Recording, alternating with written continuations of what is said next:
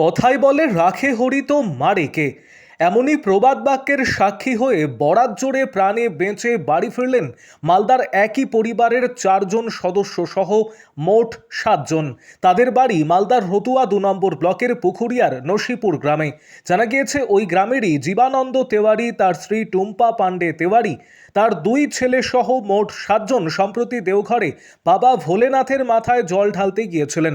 ফেরার সময় গত রবিবার রাতে তারাপীঠে তারা মায়ের দর্শনে যান। মায়ের দর্শন করে ওঠেন তারাপীঠের এক হোটেলে। সেই হোটেলেই সোমবার ভোরে ভয়াবহ অগ্নিকাণ্ডের ঘটনা ঘটে। অগ্নিকাণ্ডে 9 জনের মৃত্যু হয়। ওই সময় হোটেলেই দীর্ঘক্ষণ আটকে পড়ে বীভৎস ঘটনা চাক্ষুষ করেন মালদা থেকে যাওয়া 7 জন পর্যটক। বিপজ্জনক পরিস্থিতিতে তারা প্রায় বাঁচার আশা ছেড়েই দিয়েছিলেন। কিন্তু কথায় বলে রাখে হরি তো মা রেখে, এই প্রবাদ বাক্যের সাক্ষী হয়ে মালদার 7 জন পর্যটক কোনো রকমে প্রাণে বেঁচে বাড়ি ফেরেন।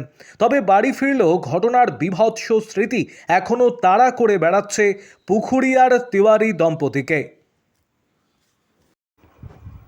আরও আপডেট থাকতে আমাদের ভিডিও শেয়ার ও ফেসবুক পেজটিকে লাইক করে ফলো করে দিন। দাদা, কখন আপনারা জানতে পেরেছেন যে হোটেলে আগুন লেগেছে? আমরা তো ঘুমিয়েছিলাম, আমার ড্রাইভারের হঠাৎ ঘুম ভেঙেছে। তখন ও আমাকে উঠাচ্ছে, কাকু তাড়াতাড়ি উঠেন, নিচে চিৎকার হচ্ছে আর মনে হচ্ছে ঘরে ধোঁয়া ধোঁয়া ভাব লাগছে। তো আমি বললাম যে, তখন আমিও বললাম যে কী হয়েছে রে। তো ফট করে উঠলাম, উঠে তারপরে বলছে যে, আমি বললাম কাকিমাদেরকে উঠাবো, ভাইদেরকে সবকে উঠা। তো সবকে উঠালো, উঠিয়ে তখন আমরা যে গেট দিয়ে প্রথমে ঢুকেছিলাম ওই গেটটা খুলে দেখছি যে গোটা ধোঁয়া হয়ে আছে। তখন ওই গেটটা লাগিয়ে দিলাম, লাগিয়ে দিয়ে আমি বললাম যে চলো আমরা সবাই মিলে ব্যালকনিতে যাই। এবার ব্যালকনিতে গিয়ে ততক্ষণ অ্যাম্বুলেন্স দেখছি যে চলে এসে অটোমেটিক আগুন নিয়ন্ত্রণে আনার চেষ্টা করছে, আগুন নিভাচ্ছে। তখন আমরা আবার চিৎকার করতে আরম্ভ করলাম যে আমাদেরকে বাঁচান। তখন ফায়ার ব্রিগেডের লোক তোরা শুনতে পাচ্ছে না। তখন আমাদের একটা কারেন্টের মতো একটা তারের বোর্ড ছিল, আমরা ফেললাম যাতে ওরা বুঝতে পারে যে আমরা এই রুমে আছি।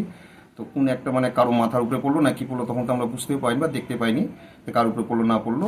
তারপরে দেখছি যে আমাদেরকে ওই ফায়ার ব্রিগেডের লোকরা খেয়াল করেছে। তখন আমরা বললাম যে অন্ততপক্ষে আমাদেরকে মইটা দেওয়া হোক, আমরা নিচে নামি। তো মই দেওয়ার চেষ্টা করছে, মইটা আমাদের বিল্ডিং অবধি পৌঁছাচ্ছে না। তারপরে আমাদের নিচের বিল্ডিং থেকে মনে হয় মই থেকে 2-3 জনকে উদ্ধার করলো। তারপর আমাদেরকে হাত দেখাচ্ছে যে আপনাদেরও বুঝতে পারছি যে আমাদের হাত দেখাতে আমাদেরও চেষ্টা করছে। তো তারপরে যা হোক মইটা তো পৌঁছতে পারলো না। তারপরে যা হোক আগুনটা একটু যখন নিয়ন্ত্রণে এলো তখন ওই ফায়ার ব্রিগেডের একজন অফিসার আর আরেকজন কে ছিল হোটেলের ছিল না কে ছিল কি জানি, ওরা 2 জন মিলে এসে আমাদেরকে ওদের গ্রিলের দরজা ভেঙে আমাদেরকে এসে অন্য যে সিঁড়ি দিয়ে আমরা উঠেছিলাম অন্য সিঁড়ি দিয়ে আমাদেরকে উদ্ধার করে নিয়ে গেল। আনুমানিক কতজন ছিল সেই হোটেলে? আমরা তো ঠিক বলতে পারবো না কতজন ছিল না ছিল, তো ওটা আমাদের তো অভিজ্ঞতা নাই। আমরা ঢুকেছি, আমরা তো আর কী করে বলবো যে কতজন ওই হোটেলে আছে না আছে।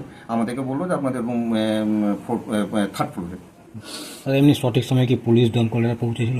আমরা ঘুম থেকে উঠেছি, দমকল তখন কাজ করছে।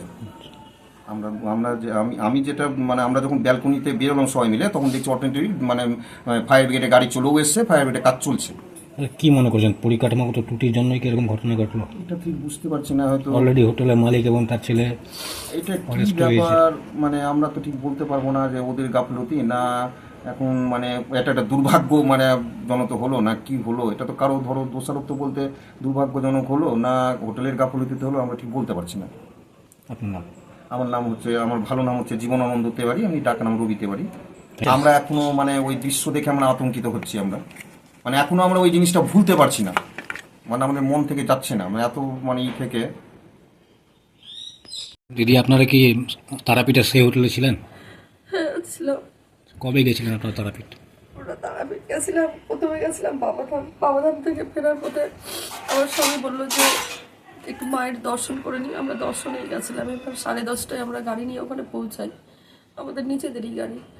এবার পৌঁছানোর পরে খাওয়া দাওয়া করে আমরা 11টাতে ওপরে উঠি, তারপরে আমরা ঘুমিয়ে পড়ি। আমি যে ড্রাইভারটা আমার সাথে গেছিলো মনোজ প্রামাণিক, সে তখন তার ঘুম ভাঙে ভোরের দিকে। তো আমাদেরকে বলছে যে আপনারা উঠেন, হোটেলে আগুন লেগে গেছে। আমি ভাবছি মনে হয় পাশের হোটেলে লেগেছে কিংবা নিচে দোকানে লেগেছে, বুঝতে তো পারছি না। এবার যখন আমরা এটা দিয়ে বেরোচ্ছি তখন আলো হচ্ছে আপনার ওই ধোঁয়া, প্রচুর কালো কালো ধোঁয়া, আর ওই ল্যাপটা মনে হচ্ছে কি যেন আগুনের এই ফুলকিগুলো হয়, ফুলকিগুলো চলে আসছে গেটে। এই গেটটা লাগিয়ে আমরা ব্যালকনি ছিল, ব্যালকনির দিকে আমরা গেছি, গিয়ে নিয়ে ওইখানটাতে আমরা দাঁড়িয়েছি। এবারে এত চিৎকার, এত আর্তনাদ, কিন্তু মনে হচ্ছে আমাদের সারা নিচে পর্যন্ত আর পৌঁছচ্ছে না। মানে ওই সেই তারাতে আগুন লেগেছিল যে তারা ছিলেন? আমাদের নিচের ফ্লোরে, নাম্বার ফ্লোরে। পরে কি জানতে পারলেন কি থেকে লেগেছিল আগুনটা?